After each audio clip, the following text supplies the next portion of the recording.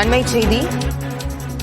கள்ளச்சாராய விவகாரத்தில் புதுச்சேரி ஜிப்மர் மருத்துவமனையில் மேலும் ஒருவர் உயிரிழந்திருக்கிறார். சிகிச்சை பெற்று வந்த மேலும் ஒருவர் உயிரிழந்திருக்கிறார். இதுகுறித்து கூடுதல் விவரங்களோடு செய்தியாளர் இளவமுதன் நம்மோடு இணைப்பில் இருக்கிறார். பேசுவோம். இளவமுதன், என்ன நடந்தது? இந்த மரணம் எப்படி நிகழ்ந்தது? புதுச்சேரி ஜிப்மர் மருத்துவமனையில் 20 பேர் அனுமதிக்கப்பட்டனர். அதில் 3 பேர் ஏற்கனவே உயிரிழந்த நிலையில் 17 பேருக்கு சிகிச்சை அளிக்கப்பட்டு வந்தது. அதில் தற்பொழுது பெரியசாமி என்பவர் வயது 40. அவர் 3 நாட்களாக மிக உடல்நிலை பாதிக்கப்பட்டுதான் இருந்தார். காலை முதல் அவர் மூளை சாவடைந்திருக்கிறார். அதனால் இனி அவரை காப்பாற்றுவது மிக கடினம் என்று மருத்துவர்கள் தெரிவித்திருக்கிறார்கள். இதனைத் தொடர்ந்து அவர்களது உறவினர்களுக்கு தெரிவிக்கப்பட்டுள்ளது.